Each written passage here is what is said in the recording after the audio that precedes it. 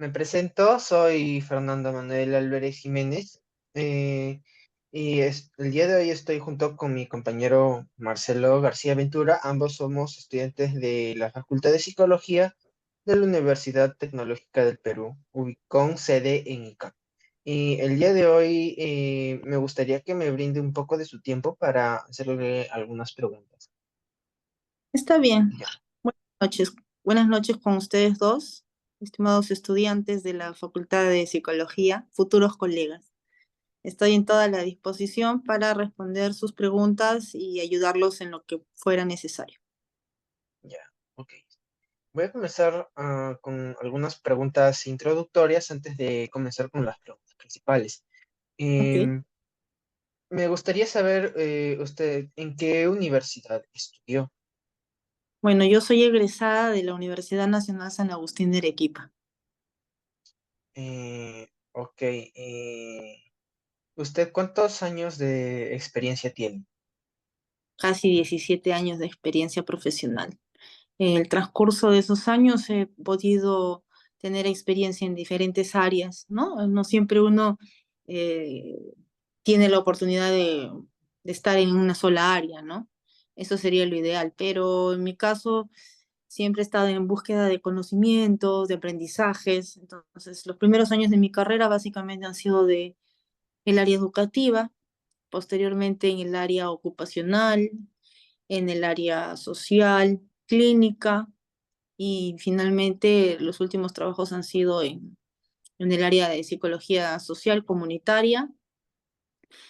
Y actualmente, y desde hace unos 2 o 3 años más o menos, que estoy trabajando, haciendo evaluaciones para licencias de conducir.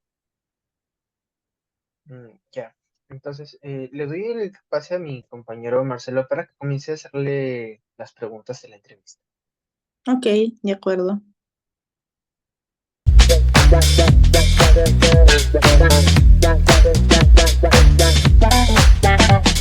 Bueno, buenas noches, licenciada. ¿Se me logra escuchar? Sí, sí, te escucho. Ya, bien. Pues usted nos ha comentado de que ha trabajado en muchas áreas, pero una en la que me quiero enfocar hoy es en la área clínica. Mi pregunta es, ¿cómo es que se puede hacer una entrevista clínica? Bueno, ante todo hay que establecer el famoso rapport o conexión con el paciente, ¿no? Para que se pueda desarrollar con comodidad y para que el paciente logre comentarte el problema de forma adecuada. Entonces se le generan las preguntas, bueno, bienvenido, buenos días, esta es la sesión psicológica, etcétera, etcétera. Lo que tú puedas o creas conveniente decir para que la persona se sienta cómodo hablando contigo, ¿no? Luego coménteme cuál es el motivo de su consulta, a qué debo su consulta o cuál es la razón por la cual está usted en esta consulta, ¿no? Entonces, una vez que el paciente empieza a comentar, empieza lo que es el proceso ya de entrevista y simultáneamente lo que nosotros conocemos como la técnica de la observación, ¿no? A medida que tú vas haciendo preguntas para lograr obtener un enfoque general del problema que se está presentando con el paciente, tú vas observando también su comportamiento, ¿no? Lo que nosotros decimos el lenguaje no verbal, ¿no? Su postura, cómo se siente, su mirada, su expresión, si es que te dirige la vista, si es que mira hacia los costados, etcétera, etcétera, ¿no? Entonces, una vez que ya tienes una visión y un panorama más específico de la situación, ya pues empiezas en tu mente ir trabajando el procedimiento que puedes generar para una posible terapia. Ya, entonces, Bien. continúo yo Eh, entonces, ¿no? eh, Ujú. sí. Ya.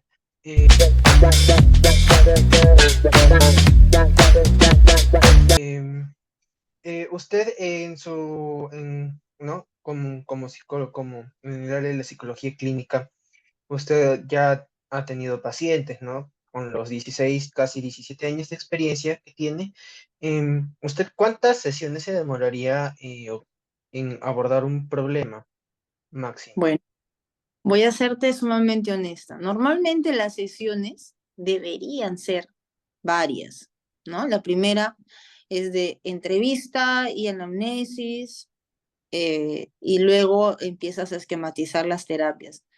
Yo soy un poco menos convencional al respecto, ¿ya? Yo soy más de ser incisiva. Pienso o siento personalmente que la persona necesita una solución rápida al problema, porque muchos vienen en una situación bastante de bastante desesperación, ¿no? Entonces, para mí es muy importante tratar de resolver el problema en una, dos o máximo tres sesiones.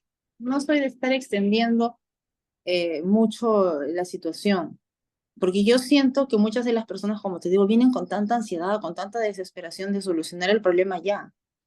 Entonces, no me gusta extender las sesiones, ¿no? Salvo si fuera muy necesario o muy urgente hacer extensivo. En el caso de, por ejemplo, se necesite hacer evaluaciones adicionales, ¿no? Aplicación de test, pruebas psicológicas, para sustentar de repente un informe que muchas veces vienen y te piden, ¿no?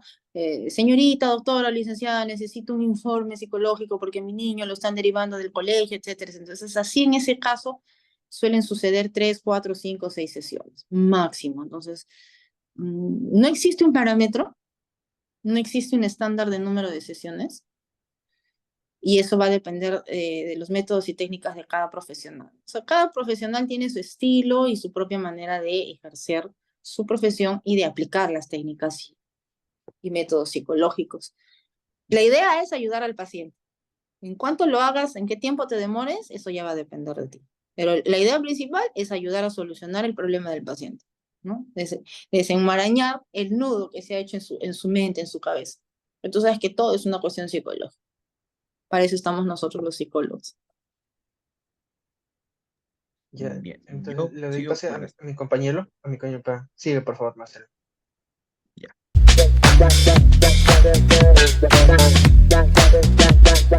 Bien, usted nos ha comentado de que ha trabajado muchos casos y de los cuales yo quisiera saber cuáles son la técnica o las técnicas que mayormente usted utiliza en estos casos o con esos pacientes.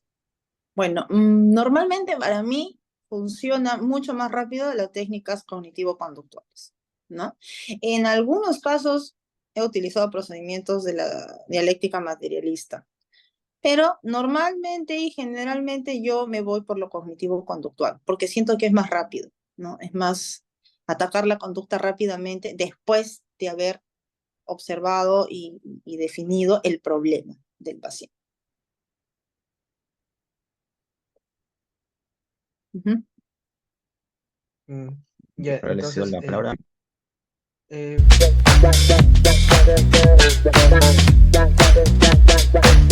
aparte de estas técnicas que usted me mencionó, ¿usted utiliza alguna otra o alguna que prefiera en sí, en sus sesiones?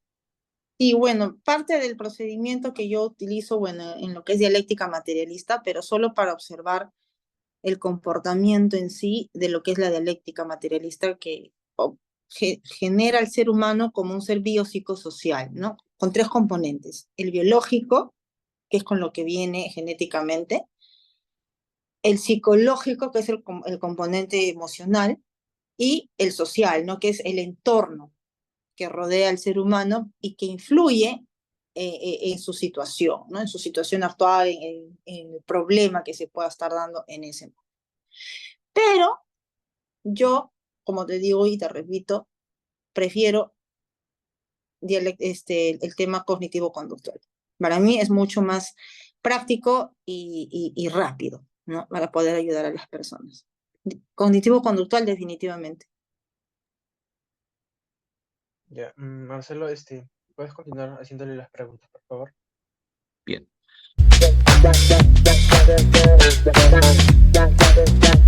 Mi siguiente pregunta. Eh, Usted nos ha comentado aparte de que usted tenía contenido conductual y eso me ha llevado a pensar en cómo es que hay que tener el ambiente para poder usar esas técnicas u otras técnicas en general. El ambiente en sí es lo de un consultorio, porque estamos ejerciendo en el área clínica, ¿no? Un consultorio, básicamente tu ambiente no tiene que tener ningún tipo de influencia visual, porque entonces estaríamos entrando en otra área de la psicología que es la gestáltica, ¿no? Y no es precisamente esa a la que yo me voy a basar. Entonces, básicamente es un lugar donde el paciente se tenga que sentir cómodo. El ambiente del consultorio es el ambiente que se utiliza en la psicología clínica. No debe haber un diván, porque yo no voy a utilizar técnicas para la psicoterapia psicoanalítica. No lo voy a sentar en un diván o lo voy a echar en un diván al paciente. Entonces, básicamente es un escritorio y 2 sillas, ¿no?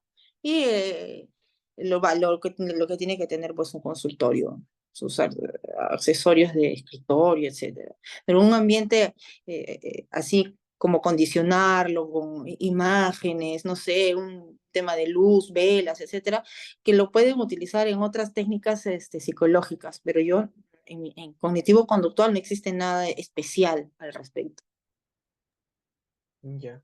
Usted, por lo que veo, utiliza más de lo que es, ¿no? La técnica cognitivo-conductual y también por lo que he investigado, es la que más se usa en las psicoterapias. ¿Mm? Eh, para pasar a la siguiente fase, me gustaría ponerle algunos escenarios. ¿Está Ujú. bien con eso?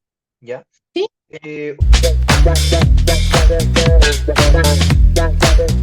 cómo abordaría un caso de una persona que llega y tiene depresión, tal vez? Ya. En el tema de la depresión, normalmente eh, en las técnicas cognitivo-conductuales existe una llamada la de la flecha ascendente, que se emplea mayormente para problemas de trastornos psicológicos de la depresión, como tú me estás mencionando, ¿no?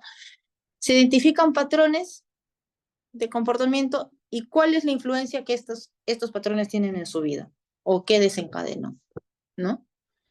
Iniciamos con un tema de hacerle ver al paciente de que te estás poniendo en su lugar, ¿no? La empatía, la conexión con el paciente, que le entiendes perfectamente de qué trata su problema y por qué viene sufriendo, ¿no? Tratas de hacerle entender eso. Luego empiezas a emplazarlo con un poco de técnicas aversivas, ¿no? Porque la persona viene, no sé qué hacer, eh, como que hay un tema en él que no sabe cómo resolver. Entonces tú empiezas a racionalizar y tratar de... Ahí es donde entra la parte cognitiva, ¿no? De las terapias cognitivo-conductuales, la técnica de racionalización, ¿no? Donde tú empiezas a hacerle racionalizar su problema, ¿no? Poniéndole constructos e ideas que tengan validez racional. Entonces el paciente empieza a encajar sus ideas irracionales y empieza a sustituirlas, ¿no? Las irracionales por las racionales que tú le estás proponiendo. Ojo, que es una propuesta, más no una imposición. Los psicólogos no estamos para imponer, sino para sugerir. Entonces el paciente va encajando y va desestimando las ideas irracionales y va sustituyéndolas por las ideas racionales que tú le estás proponiendo. Y tiene que tener mucha validez para ello, ¿no? Y eso va a depender de cómo tú haces tu anamnesis. Porque ojo que para poderle proponer estos constructos racionales, tú tienes que saber qué religión tiene, qué grado de estudio tiene, ¿no?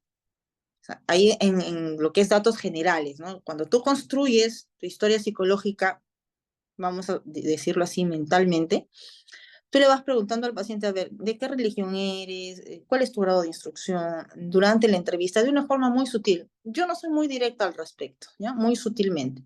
Entonces, en base a eso, tú le vas proponiendo constructos racionales para sustituir sus ideas irracionales que lo han llevado a tener una depresión al paciente.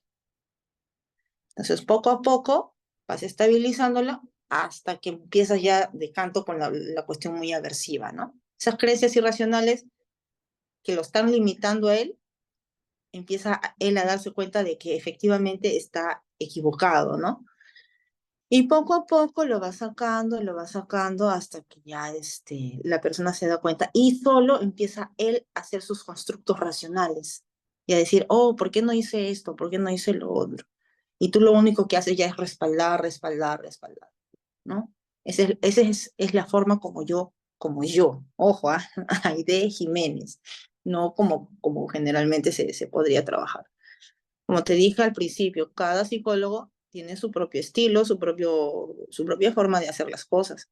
No es netamente cognitivo-conductual, muchas veces es como una mixtura.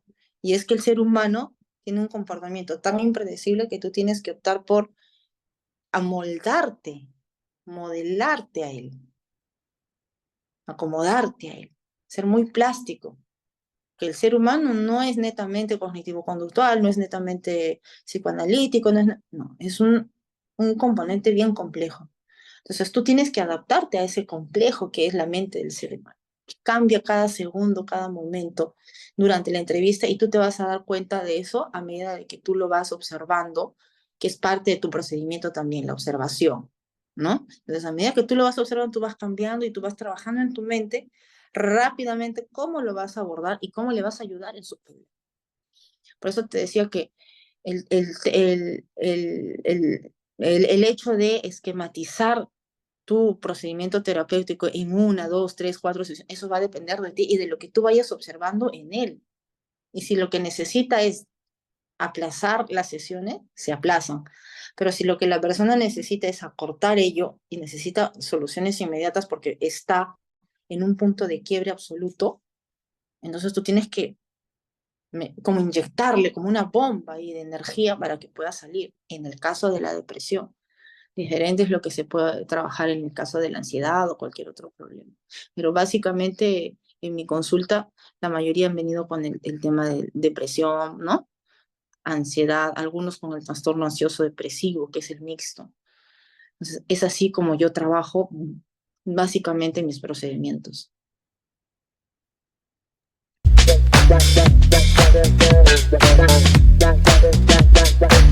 Bueno, la verdad, ahora que usted ha estado hablando sobre este caso de depresión, pongamos situación de que, pues, ¿cómo usted haría para ganarse la confianza de ese paciente que sufre depresión o algún otro tipo de, trastorno, como se le pueda decir? ¿Cómo usted se ganaría la confianza de ese paciente? Bueno, lo importante es, como te digo, en el inicio de la entrevista, el famoso rapport, ¿no? Y hacerle entender al paciente que tú como psicóloga o como psicólogo, futuros psicólogos ustedes, cuando puedan y tengan la oportunidad de hacer ya una entrevista en sí con un paciente real, se van a dar cuenta que lo más importante es hacerle entender al paciente que conectas exactamente con su problema y que estás pisando en el lugar que él está en ese momento. La empatía, ¿no? Lo que nosotros le decimos, esa cualidad que todo psicólogo debe tener, que es la empatía, que es la capacidad de tú sentir en carne viva o en tu piel el mismo problema que el paciente está en ese momento. Él te está narrando y tú tienes que dirigir tu mirada hacia él, tener contacto directo visual, ¿no? Y hacerle entender que conectas con él. Porque si tú estás hablándole y estás mirando hacia otro lado, pues el paciente dirá, mucho, esta señorita o este joven está en otro lado menos acá, ¿no? Tú tienes que dirigir la mirada hacia el paciente y clavarle los ojos y hacerle entender que estás entrando en su mente. Ustedes saben, han escuchado hablar de ese término que dicen los ojos son el espejo del alma. ¿Ya? Entonces, básicamente es eso, ¿no? Tú lo estás mirando a él y le tienes que dirigir la mirada directa para que él se dé cuenta de que tú estás entrando en su mente y que le estás entendiendo cada una de las palabras que esa persona te está diciendo y que estás sintiendo su dolor, que sientes su ansiedad, que sientes su estrés en ese momento, para que él se dé cuenta y esté plenamente convencido de que tú eres la persona que lo va a ayudar, de que esto no es una cuestión así empírica, ¿no? Sino que tú lo vas a ayudar realmente. O sea, ese sería el procedimiento adecuado. Bien. No hay más preguntas, ¿verdad, Marcelo? Sí, no hay ninguna más. Ya, Ok, entonces, eso sería todo. Gracias listo. a podernos ayudar con esta pequeña entrevista. Buenas noches. Ok, chicos, Muchas estoy para gracias. decirles un momento.